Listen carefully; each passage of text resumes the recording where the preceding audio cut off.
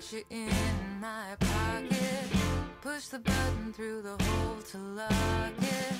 Hold on to you, you're like a treasure. Walk across my hand, it'd be a pleasure. You could come with me. You could come with me. Oh, yeah, like such a sweet little misfit. When your smile falls down, I wanna lift it. Wanna make you better. Wanna run away together. Hi, this is Delicious of History, a podcast. Oh, wow, I just bombed that. Hi, welcome to Delicious of History, a podcast about interesting people you probably didn't learn about in school. I am Fega, and I am your history technological genius. I'm Issa. I am a very anxious cat mom. And we have, yeah. yeah, poor Pikachu. Hopefully he'll feel better soon. Yeah. And we have a guest, Danielle. Oh my goodness, we had a whole conversation about this. Danielle Cybulskie. Get enough. Okay. So Danielle is a writer, podcaster, and professional speaker. Danielle's been making the Middle Ages fun, entertaining, and accessible for over a decade. A former college professor, she is the author of 5 books and hundreds of articles on medieval history. The creator and host of the Medieval Podcast and Extra Medieval, Danielle brings expertise and a sense of humor to the airwaves to dispel common myths about the medieval period and enrich our understanding about people of the past. When she's not reading, writing, or recording, Danielle can be found drinking tea, doing Krav Maga, or sometimes building a backyard trebuchet. I'm not doing very well today, but welcome. Thank you. It is a pleasure to be here. Thanks for inviting me. Yeah, and you have a book that just came out that I read. It was very fun. Good. Yeah. All about medieval courtesy, sort of like how to behave. Mm-hmm. So because of that, I thought we should do Daniel of Beccles. Is that how you say his name? Yeah. Which seemed like a really great idea when I was sending an email. And hopefully it's still a great idea. But definitely a different researching him is definitely a different vibe than my usual fare. So I thought I'd start with probably the most annoying question that you get all the time. How do you feel about Ren fairs? I think that you can't take them too seriously. Like, Ren Fair is there for fun. So you're not really going there for a professional education. There are history fairs that will give you a professional education, but you go to a Ren Fair to see like 18th century pirates and fairies, not just people from the medieval world. But I love the vibe that you get at a Ren Fair where people are just being themselves in a space where often like people cannot express that part of themselves elsewhere. So they're good for that. I mean, definitely do your research afterwards. Anything you learn from a Ren Fair, like go and check it out afterwards, but they're super fun. I just learned of this. The history, the origins of Ren fairs is not what I thought it was. Apparently, it was started by commies that, like, basically, I don't remember the whole history. Lady Izdahar did a whole video about it.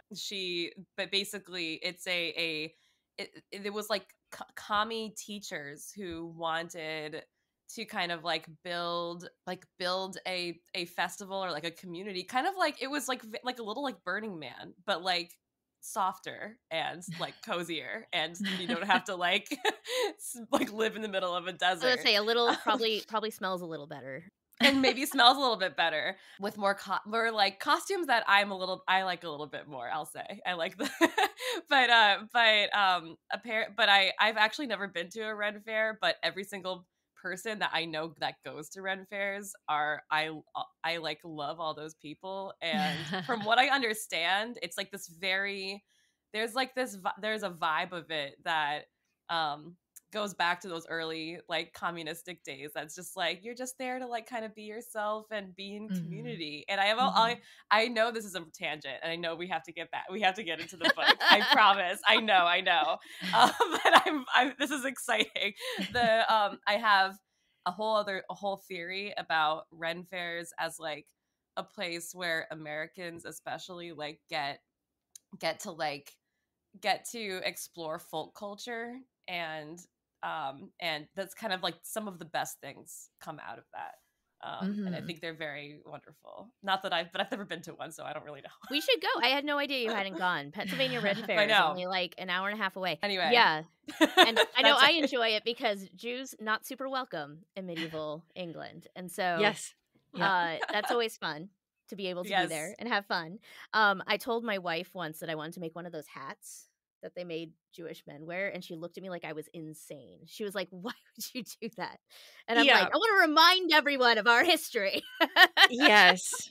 I mean, for real though, people should not forget that history and the fact that you were supposed to wear these hats, or they all appear in like manuscripts and stuff like that. And in 1215, you were supposed to wear at least that's the papal ordinance in 1215, that you're supposed to wear a patch that shows that you're Jewish and stuff like that. So like that shouldn't be forgotten. It's not usually the vibe that you get at Ren Fair though. No. But also those hats are like just, I don't know, they look funny to me. There's just something about them. They're Smurf-like. Yeah. Yeah. Yeah. They're just really intense. So, Daniel of Beccles. Right. The reason we care about this guy is we'll start with saying he's known for writing the Book of the Civilized Man, which is an etiquette book from either the 12th or 13th centuries. So yeah, the book that you wrote, Chivalry and Courtesy, Medieval Manners in a Modern World, has some quotes from Daniel. It is 3,000 lines of Latin verse that I did not read. By the time you sent me that translation, I was like, oh, maybe there was this part where it said something about like not clipping your nails in the corner of the room. And my initial thought was like, who does that? And then I remembered many a trip on SEPTA, which is our local metro system here. And I'm like, you know what? I have seen people do that. And it was clipping weird. You say clipping your nails? Yeah. That's so fun. Yeah, I mean, SEPTA, the writers of SEPTA have a couple things to learn from medieval etiquette. From Daniel of Beccles. I'm kidding. Yeah. No, that group of people. But when it comes to like broad society, people are being trained by the church. So these boys are coming up in a church school. So a lot of this book of the civilized man is about how to be a godly boy. So like trust in God, make sure that you are living in ways that are in line with the church's teachings. But the fun stuff is where he's teaching you like how to sit at a table and not be rude, because a lot of the times if you're being educated, you're probably in the upper class and you might be learning to be a knight later on, or you might just be learning to be, hopefully, have a bishopric or something like that. So you need to have really good table manners. So the stuff where he's talking about like, don't wipe your nose on your sleeve, or like don't pick your teeth at the table, that's the stuff that I like best, because it's so human and it's so common, and it's the type of thing that we are still teaching children today. So when you Google this guy, it says that he was potentially a member of King Henry II's court. And where I found actually useful information was from those translators you sent me. So Fiona Weldon, and particularly, like I found I think a new chapter from Fiona Weldon. I think it was new because I couldn't buy it. And Olivia Spencer and Francesca Petruzio. That's wrong. I think it's Patrizio, but I don't know. Patrizio, sure. I haven't met her. I am killing it today. And yeah, and I found way more interesting information from Fiona. And I kind of, before we wanted to get too deep on Daniel and all the like sort of weird mystery surrounding him, I wanted to kind of ask you about what life was like for somebody who may or may not have been, I would assume, kind of lower member of King Henry II's court. Yeah, it's not for certain that he was part of Henry's court. I mean, there's nothing certain at all about Daniel of Beccles. All we have really is the book of the civilized man, and then we have it in later copies. So that's the thing about the Middle Ages. You have stuff that's copied, and sometimes it has an attribution and sometimes it doesn't. And that's really, really normal. You are often trying to, especially if you're a churchman, and again, these are the educated people, you're trying to disguise yourself most of the time because it's the work that's more important than you are. And then the other thing that's really important to remember about this kind of thing is that it's almost always lifted from other places. They didn't really care about plagiarism. If it's wisdom, it's wisdom. You just recycle it and recycle it. So at the end of the Book of the Civilized Man, it does say old King Henry taught us about stuff. And so is this possibly a reference to Henry II? Maybe. So what it's like in Henry's court is you are well, it's an interesting court because this is the court where you have a whole bunch of people called the Devil's Brood. So these are the princes that are in rebellion against their dad. There's Henry the young king, there's a guy called Geoffrey, there's Richard the Lionheart, and there's John. They have other siblings as well, but these are the important ones. So it's a little tense at Henry's court, and you really want to make sure you're in with the right people. And what's interesting about this court in particular is Henry II's wife, Eleanor of Aquitaine, comes from the south of what is now France, and she brings all sorts of her manners and her etiquette. And so there is all sorts of stuff happening at Henry's court that is from her influence. So we have this courtly love tradition that's happening, and there's lots of like troubadours, there's lots of songs. So it's a sophisticated court where there are people that are speaking many languages. They're speaking at least French. In fact, no one is really speaking English at the court at this time because of the history of England. After the Norman conquest in 1066, people were speaking French at the English court until about the 14th century, when it really was common to speak English. So they are speaking French. They will know some English, but that's not sophisticated. That's not what you want to speak if you want to get in with the upper classes. And then you're also understanding the specific French of Aquitaine, and then Latin as well. So these are like educated people. They're well-mannered people, and they love courtly love. So that is what it's like at Henry's court at this time. I loved all the stuff about courtly love because it's one of those things that just stuck out to me from my education. I had a very good English teacher in high school who taught us the Once and Future King. Excellent. Yeah, and so we did a lot of stuff around all those themes. And also then we did Don Quixote, and we did stuff around courtly love with that as well. Mm-hmm. I still can't believe they made us read Don Quixote in high school. That's impressive. Yes. Yeah. I read like 150 pages a day because I spent the summer in Germany and not reading Don Quixote. So that's the end of the year. And it didn't occur to me I could just not read the book. So I read it. I'm very happy now that I read it.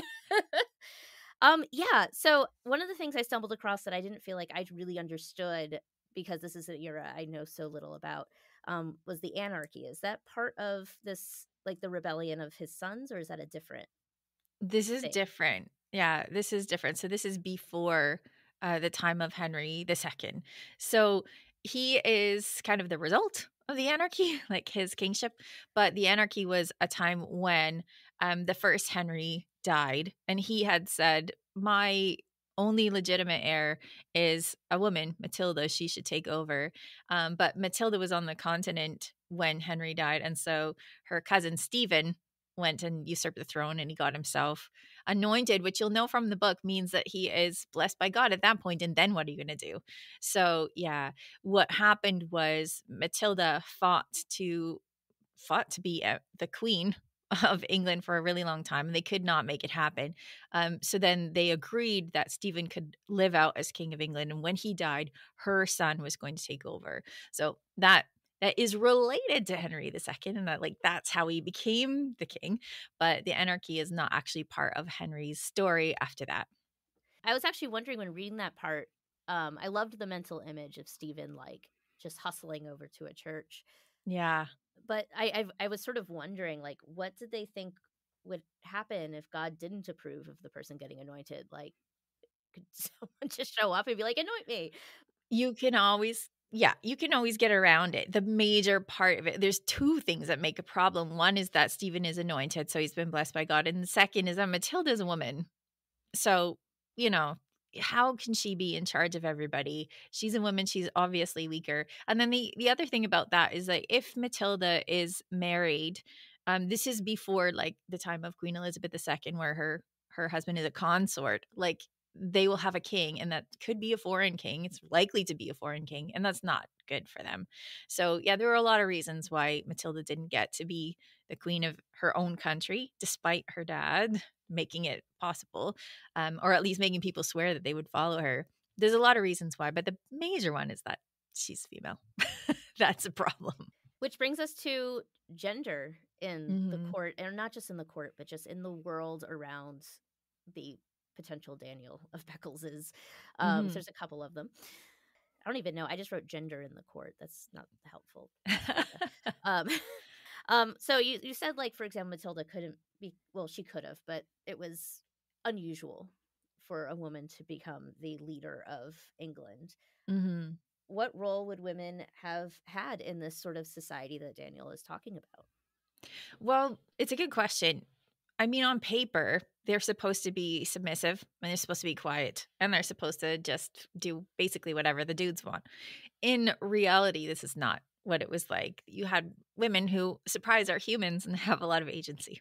So when it comes to politics, for example, and this is something that is in the book, Queenship and Politics, they were working sort of behind the scenes and they would work relationships and they would work networks. And not only are they giving birth to children, but they're also making sure that those sort of kinship relations that women are still taking care of a lot these days, they are taken care of on a bigger scale, political scale. So they know everybody, they know how they're related, to what degree, and they know who would make a good match. And then they're also often, if they have a good match with the king, they are giving him advice because many of these queens have been raised to be queen. They are super educated.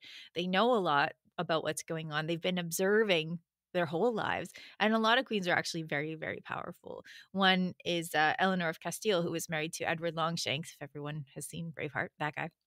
She was just super politically involved and active to the point at which people grumbled about it.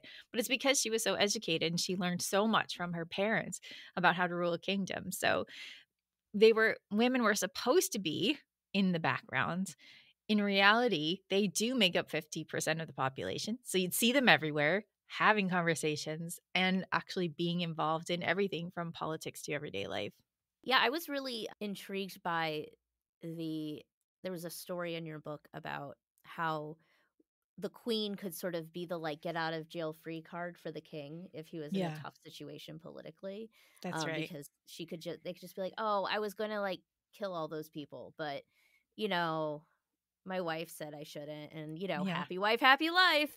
that's it. Yeah, because it makes him look so strong and masculine, right? Just as like a very quick aside, I find the history of like gender politics in the medieval era so freaking fascinating. And Mhm. if you I highly recommend to everybody in the world, but especially textile people, if you're interested in textiles, the Subversive Stitch by Rose Rosalind something. Oh gosh, I don't know. It's called The Subversive Stitch, and one of the things that blew my mind about that book was not like it's not like that, of course, like women had like super duper equal rights, but so many were like running businesses and we're crafters and there's this just kind of like the mainstream academic thought that or like mainstream popular thought that the Renaissance was like just a move forward in progress, but women just lost so many rights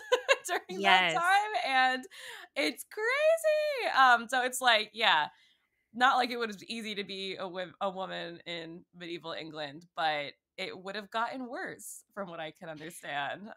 Yes. Yeah, Yeah, it was not the worst time to be a woman. yeah, yeah. And what's interesting is when people look at sources, sometimes they take them at face value, right? So if you Mm, see a sermon where the guy is like, everyone, women need to be quiet and don't wear yeah, makeup and stuff like that. In yeah. part, they're saying that because that is what women are doing. They're going out and doing stuff, Hmm. which is why you have to have, someone saying, stop plucking your eyebrows because they're doing it. Yeah. So it doesn't mean that this is how women were. In some ways, it Mm, means they're doing the opposite. And that's why you have these sources existing. yeah. Oh, so interesting. Yeah, it is. It is. And I loved, like, the amount of power that certainly a wealthy woman would have had in the home of, like, she was really running the home, like really running the home. Like this wasn't like a take care of the kids and, oh, you're running the home, go clean something, who'd be like the lady of a manor or whatever. Yeah. It was like really impressive, like the logistical knowledge that they would have had to have. Like reading your book, I was like, wow, I'm really glad I don't have to do that, because I can't even keep track of how much flour I need to have in my house. Yeah, I mean, if you're at the top of the heap, you have people to help you, and you do delegate, and that is a good way to make sure that everything is running. But you do have to have a sense of what's going on. And when men are away, and people actually traveled quite a lot in the Middle Ages, it's kind of a myth that they didn't.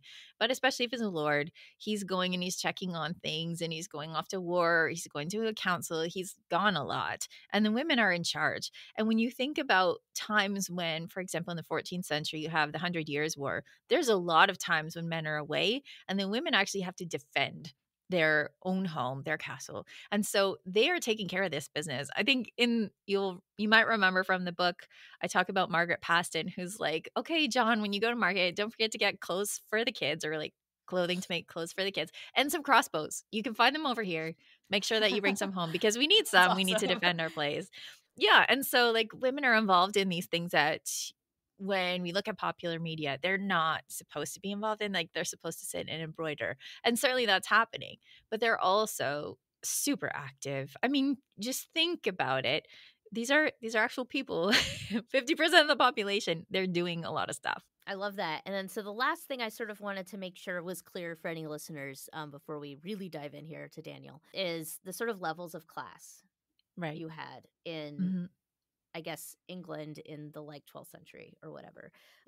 So as I understand it, so you've got, we're still in feudalism now. Like we're pretty solidly still in feudalism, as I understand it. Yeah. Yeah.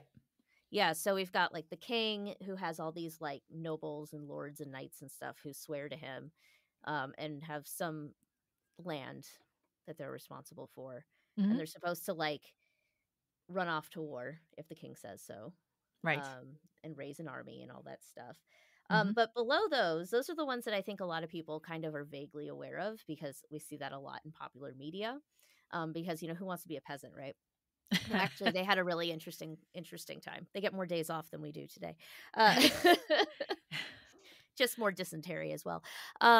True. It's a trade-off. But there's more to it than just like the aristocracy and the king, and then the peasants down at the bottom. There's stuff in between. So could you give us a sense of that? Because I think that's kind of where people suspect Daniel might have existed in. Yeah. So Daniel's an interesting case in that he is a member of the clergy. So at least that's what we think. If he's this educated, if he's concerned with educating other people, he's probably a member of the clergy, which means he has more social mobility in that he can get a job working at the court. He doesn't have to be a noble to do that. His education is a pass to allow him to do other things. If you're looking at people who are not involved in the church, you have the king at the top.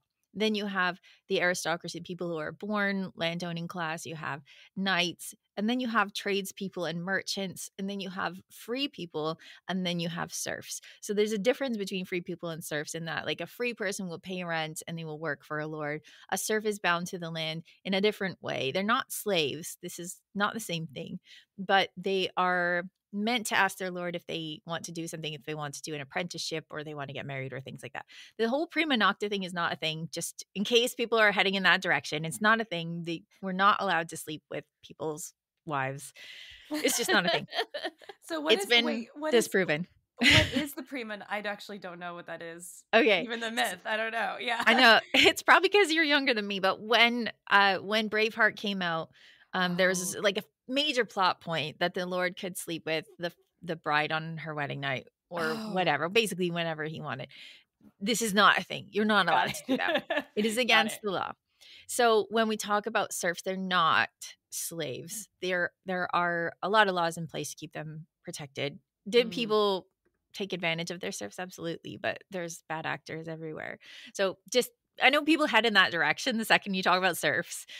A lot of people will be like, oh, this is a thing. It's actually not a thing. So you have the unfree people, you have the free people, and then you have people who are living in towns, then you have aristocracy, then you have royalty. And then the clergy are around this again. So a lot of the clergy might be trained because they are rich enough to be able to go to school. They don't have to work on a farm.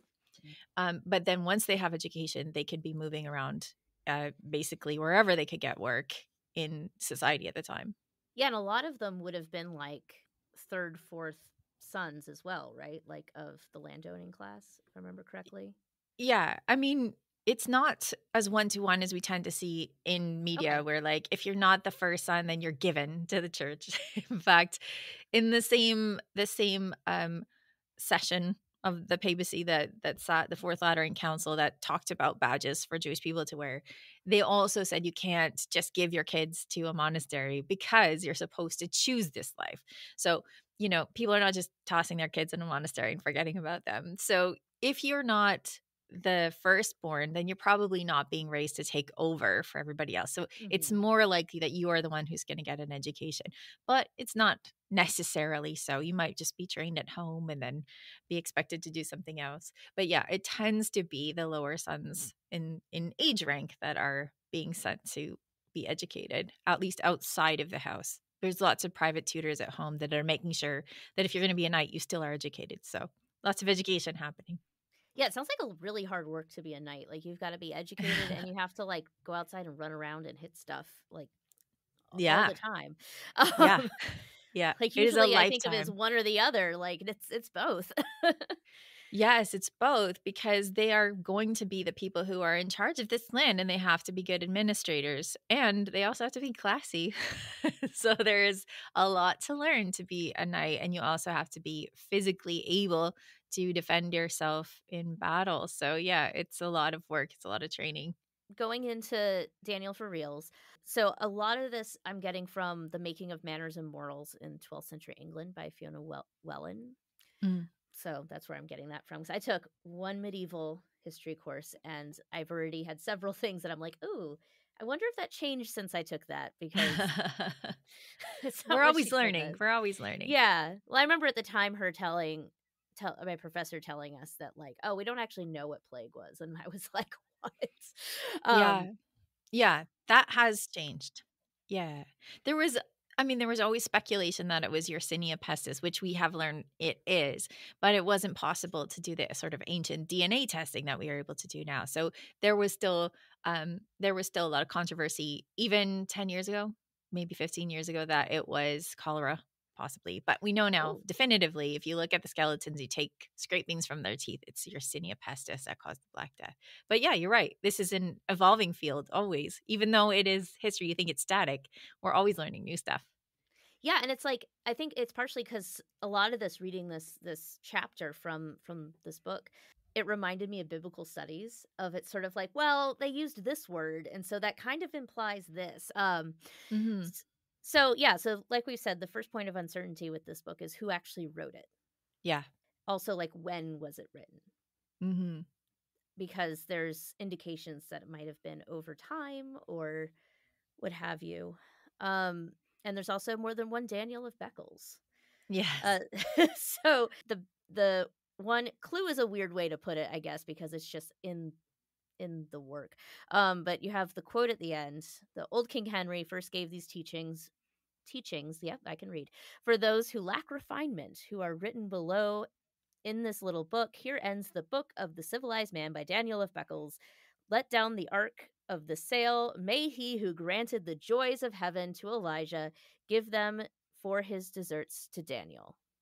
So that's where we get Daniel of Beccles wrote this, because that's what it says at the end. But that doesn't mean anything. Yeah, because it could be he wrote it, or it could be he compiled it, or it could be he copied it. We just don't know. Yeah, and I guess this doesn't appear in earlier editions of this Right. work, which is also the question, is like how much time was this written, so to speak? Because it's like the first of its kind in English, or it's not in English, it's in Latin, but in English society, right? In England, yeah. There have been manners books forever, but it's the first one, as far as I remember, the first one in England. So it is an important one, but it still doesn't mean that we know anything definitively about it, except that it exists, and we're happy it exists. Yeah, and so the old King Henry, for the folks at home, is probably referenced, like I said at the beginning, Henry II. actually, I was curious about this.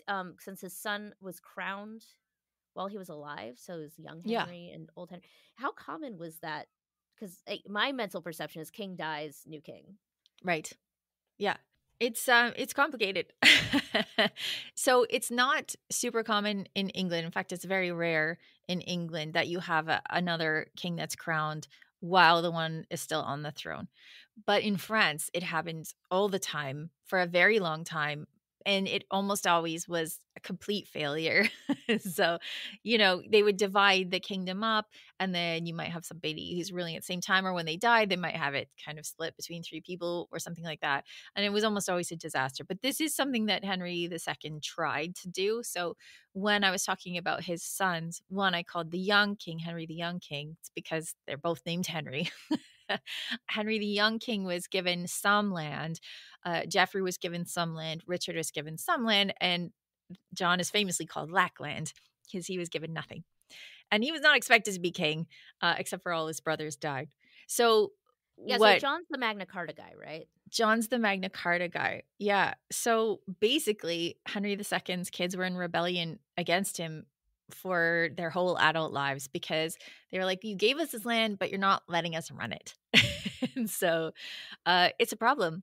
Fortunately for Henry, I mean, in some ways, it's not fortunate in that his son dies, but when Henry the Young King dies, that particular problem goes away. But then his other three sons are up in arms against him. This is in part why they're called the Devil's Brood. It's also in part because they have this story that in history, they were actually the descendants of a sort of siren mermaid demon figure. The two-tailed mermaid that you actually see on the Starbucks cup. This is a woman called Melusine. So this is another reason they're called the Devil's Brood. That's so exciting. It is exciting. It is exciting. I know. I've always wondered about her. Yeah. She's Melusine. If you want to learn more about that, my friend Christine Morgan was on my podcast, and you can hear all about Melusine. But yeah, this is in part why they're the Devil's Brood, and in part because they're always unruly. And so, in fact, when King Henry II dies, he's still fighting against Richard. And I think his last words are shame on a conquered king, because he's not winning when he dies. And then, Richard goes off on crusade, and then John starts to stir up trouble. So there's constant trouble with these guys, always. But this is one of the reasons why you don't give your son a lot of power when you're still king, but at the same time, you have a lot of restless sons if you last a long time. So kingship is never super easy, right? Uneasy lies the head that wears a crown, or however that goes. Well, I imagine you get tired, after a while. Like, you want to, it's a lot of work. Yeah, it's a lot of work to be king. I wouldn't want to do it. I love the Magna Carta. I used to work as a tour guide in DC, and there's a copy of the Magna Carta in the archives. Yeah. And so I always had a fun time. I was shocked at the number of kids who didn't know the Robin Hood story, because that's how I would always present it. Be like, who knows Robin Hood? Who's the bad guy in Robin Hood? It's King John. That Fox movie, that Robin Hood Fox movie, is one of the reasons I got into this in the first place. Oh, that's I love that movie. Have you seen that? Sarah, you're too young. Oh my gosh. She can't be too young as a Disney movie. You need to watch this. It's so cute. It's so cute. Yeah, I will. I think I have it on DVD, because that's one of my favorites. Nice. I remember watching it in college, so I must have had it on DVD because there was no Netflix. It's on Disney Plus. Anyone that's listening wants to see it. It's so good, so good. All right, I have Disney Plus, so I will. Okay. I'll go and check it out. It's second only to Mel Brooks's Robin Hood. No, I can't even say that. No, that's not true. It's actually, I think it's better. It's better. It's better. So let's see. So Henry probably didn't have anything to do with the writing of this. Is this the sort of thing like when you work for an academic institution where everything you do belongs to them? So it's like, I'm in the court of Henry, so I have to be like, Henry's great. He helped me do this. Yeah, it never hurts to butter up royalty, right? It never hurts. Suck up to the boss. Right, exactly. So the Daniel. So there's, in the 16th century, John Bale claimed to have seen a chronicle by Daniel Church. And I'm going to butcher this. Daniel Church, so Ecclesinius?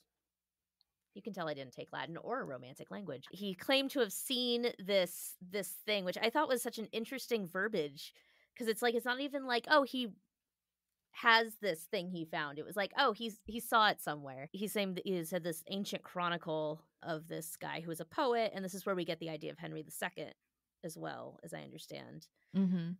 And he says he's an illustrious man from ancient nobility. And that would have put this at about 1180. But there's issues with this theory. It seems like there's a lot of issues with this theory. This Yeah. seems like maybe the worst theory.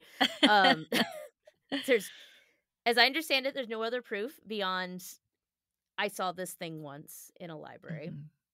Mhm. Which, to be fair, I think it was harder to cite things in this day. Yep.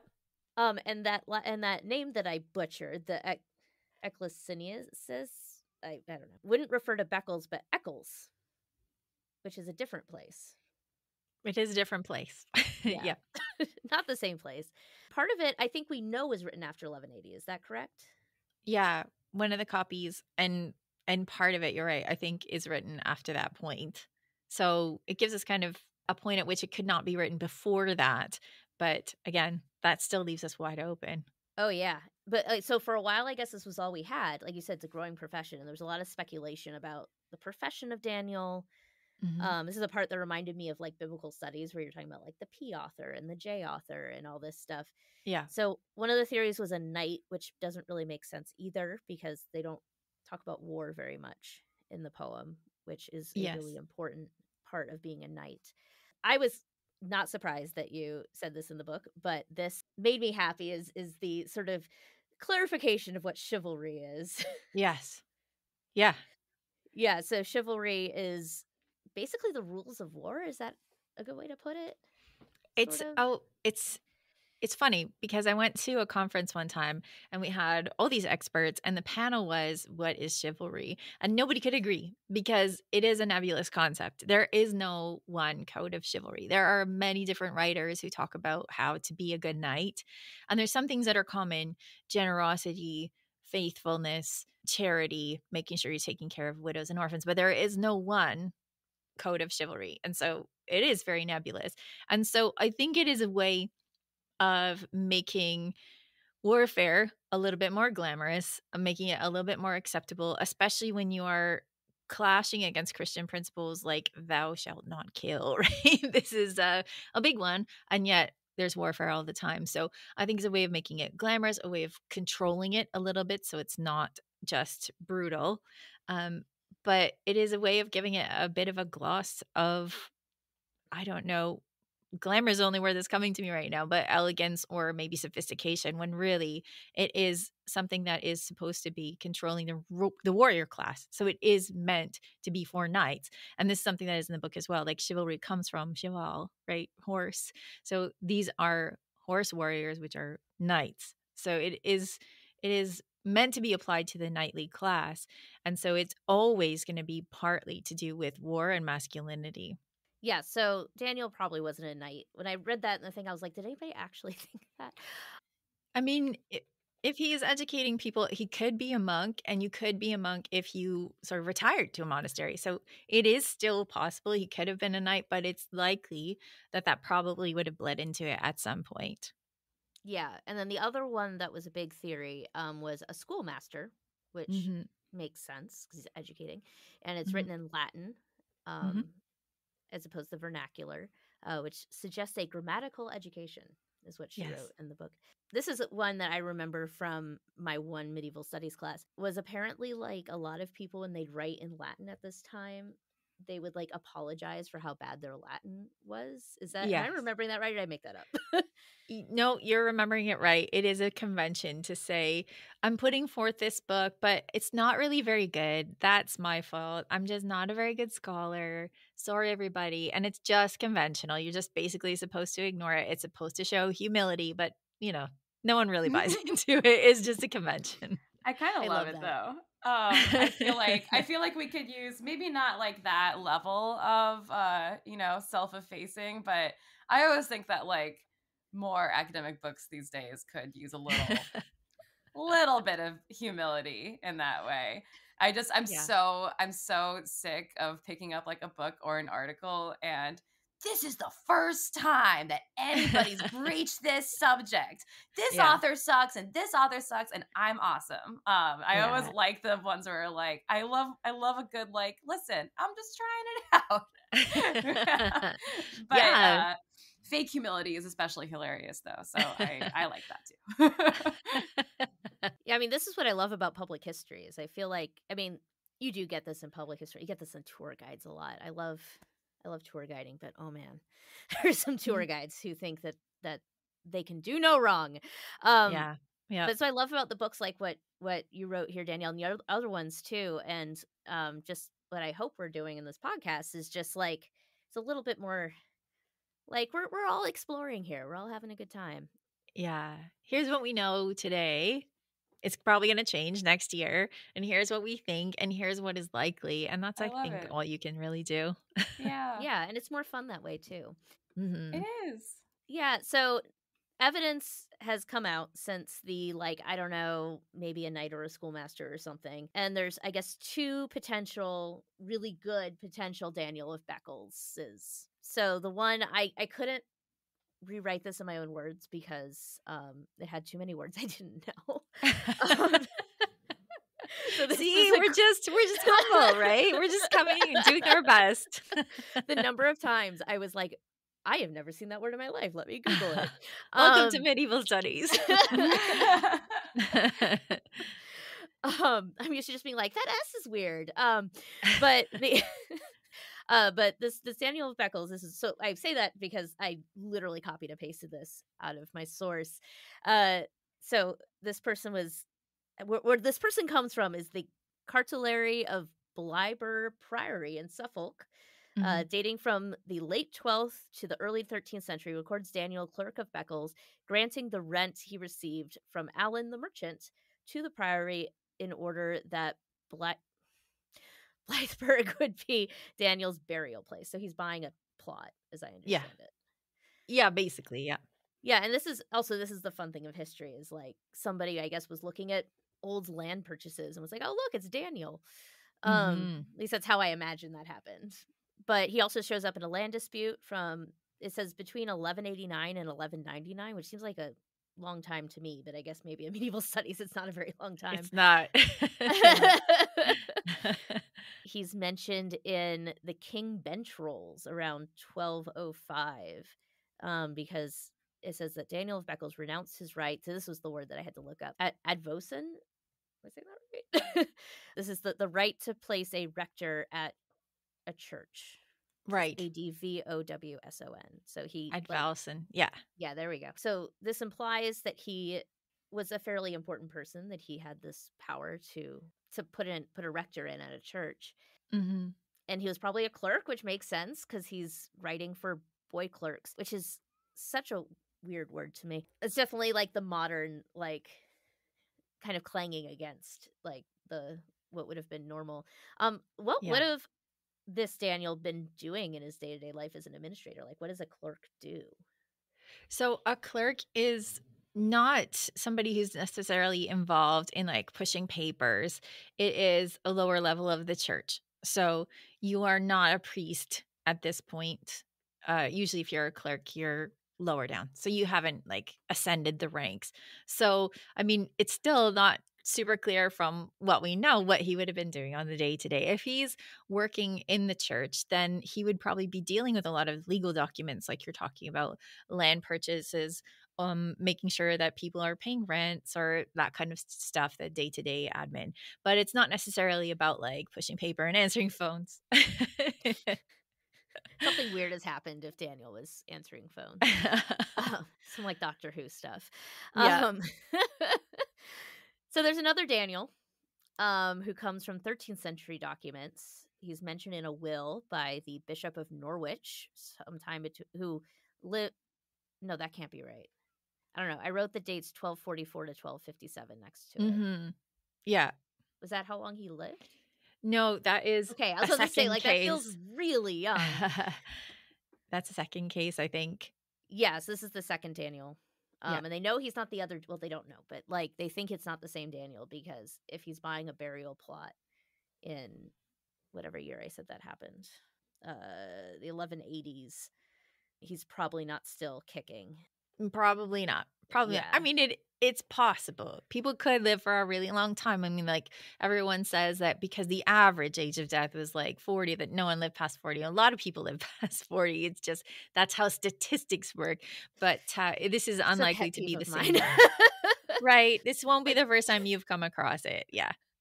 Like it's if people got past like childhood and young adulthood, they were probably solid for a while. A long time. A long time. Um, That's why your princes wanted to take over because you're living too long. yeah, it's when you have a bunch of kids dying in infancy, that's math.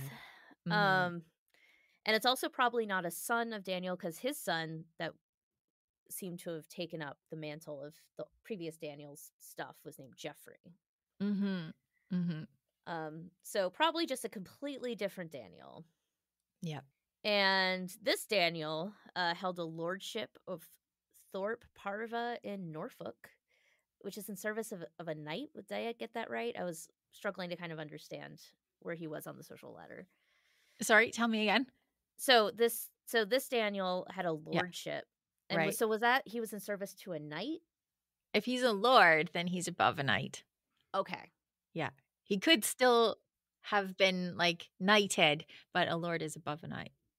Okay, I don't know where I got that from, but there is a lord that he's like that's above him, and so that's Yeah. the idea, is that he would be able to kind of look up and down the social ladder, being somewhere Right. in the middle. Yeah, because you have dukes and earls and counts and things like that. So, yeah. Would it be normal for someone like that to be writing in Latin? Writing in Latin, certainly. Yeah. Writing at all, maybe not. If you are a lord, are you going to be bothering to write a school book? Probably not. But if you're going to write anything, you're going to write it in Latin because, first of all, that is what everybody is doing. All of the writing is basically happening in Latin until about the 14th century when, vernacular languages, so ordinary people languages, become cool for people to write in. But also, it shows sophistication. It shows education. So you're going to be writing in Latin no matter what you're writing, unless you're writing like a dirty limerick, which might be in English. Or some madrigals. Right. And it could be somebody else entirely. Yeah. It could be neither of these people.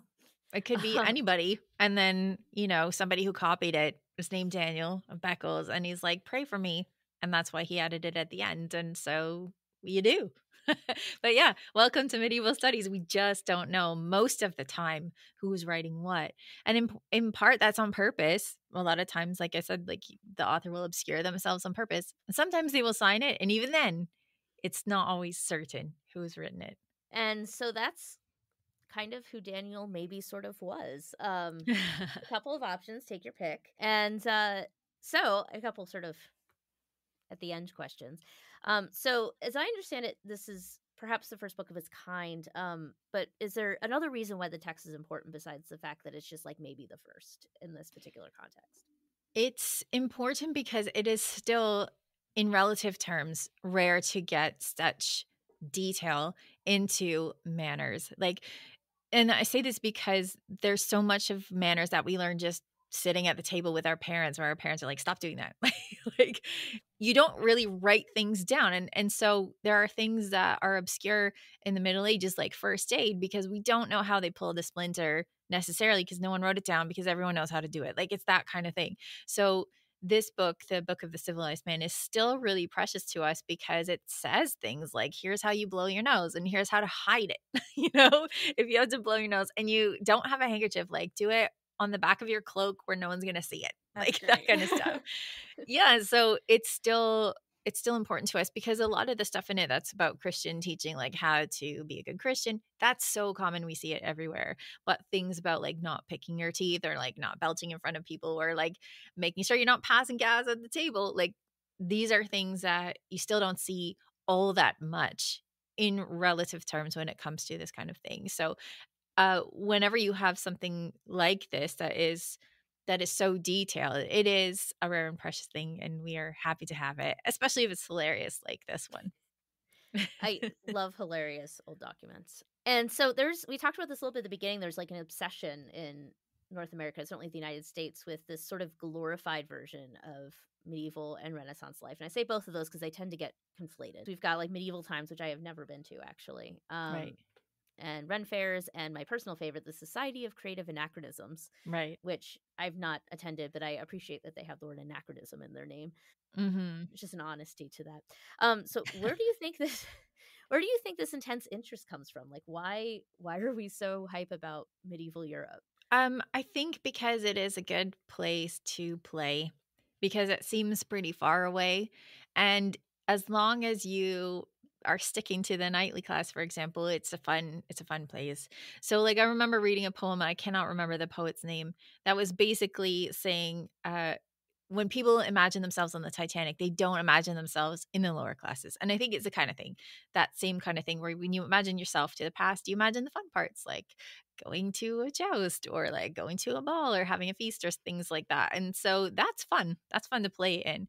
And because it's at such a distance, it feels very far away. It feels so different that you can be a different person in it. And that's kind of the opposite of what I'm doing. I'm trying to collapse these things and say, actually, we are so similar. And that's what I think is fun about it. But I think that it's fun to play in the past because it seems different. And it seems like a place where you could have an identity that maybe had more power or more glamour than you have today. So I think it's a fun place to play, which is one of the reasons why I don't begrudge anyone wearing like an anachronistic corset at a Ren fair, because they're just having fun. And that's half the reason that we are interested in history, is because it seems like a fun time. Yeah, and the very pretty dresses and stuff. Right. I love Ren fairs. I usually don't dress up, but someday I'm gonna go in a Star Trek outfit and be that obnoxious person. Pretending to be on a weird Star Trek planet, because that seemed to happen at a weird amount in that show. It's true. It did happen a lot. Yeah. Yeah. They also went to 20th Century Earth. I have this image of them having 20th century fairs. Yeah. And like start like 400 years, be like, look at me, I'm wearing a fedora. Yeah. 100%. So what can we learn from medieval life, and I mean, I think it's pretty easy to say what we should leave behind, but what can we learn from them that's like beneficial? I think it's something that everyone says, and that is like, it's a slower pace, right? So there is more patience. And when you have more patience like that, it gives you a bit more time to be connected. So when I think about ordinary people, I think about their wisdom that they have around things like plants. Like if you are waiting for something or someone because you don't know exactly when it's going to happen, you have time to look around and see how things are growing, what they look like. You can learn a lot of stuff by experimentation because you have a little bit more time.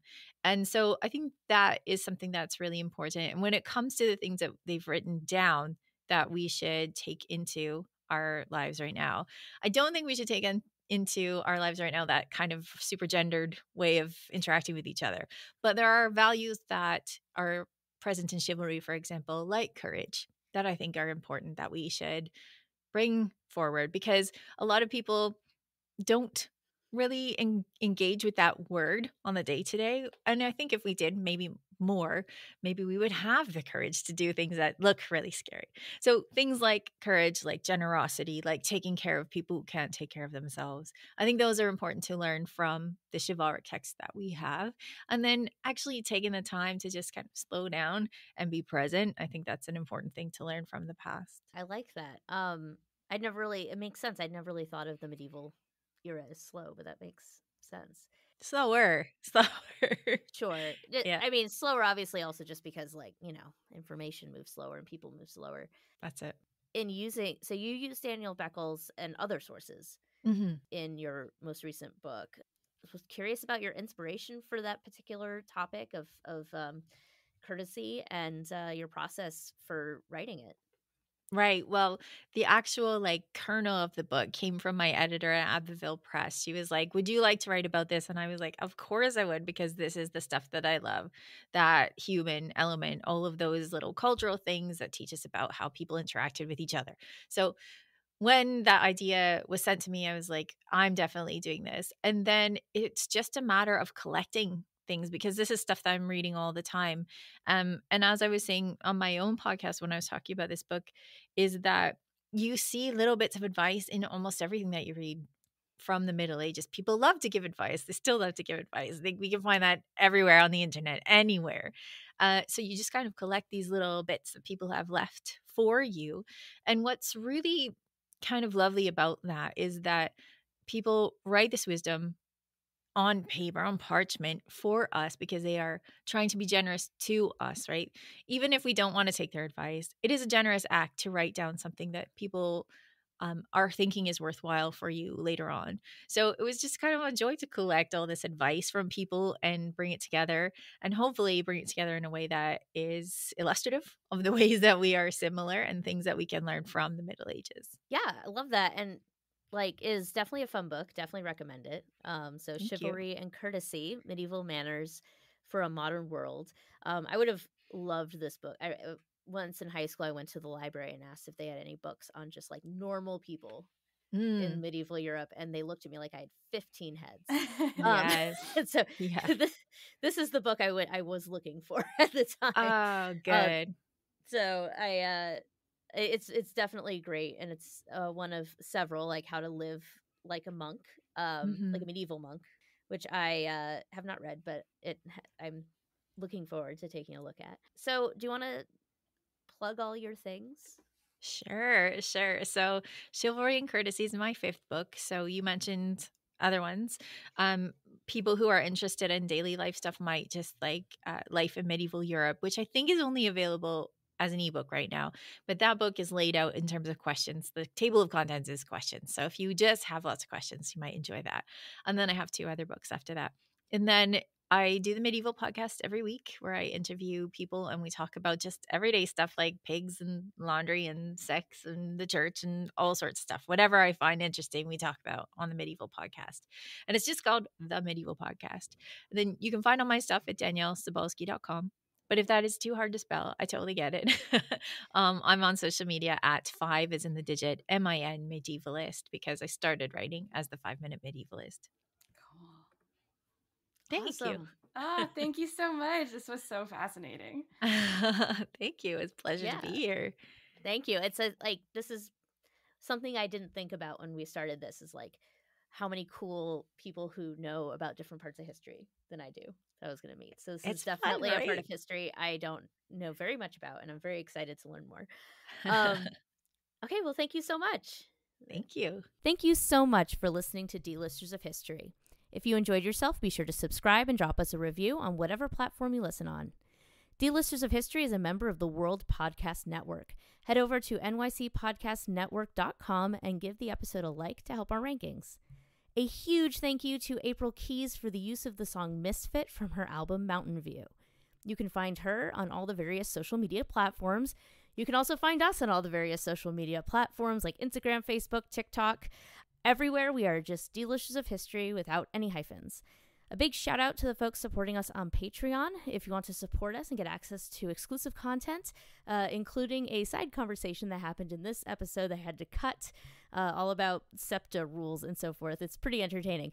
So if you want to hear that, come and join us over on Patreon. It's like a couple of bucks a month, but it makes a really big difference for us. All this and more can be found on our website, dlistersofhistory.com. Again, no hyphens, just smush that together like a German compound word. Our episodes release every other week. Our next episode is actually coming out on Christmas Day, December 25th. And we will be chatting with David Page again, the creator of Diners, Drive-Ins, and Dives, all about Jewish Christmas and Chinese food and General Tso's chicken and just all that cool stuff. So come and spend your holiday with us if you are so inclined. And now for a episode relevant audio drop.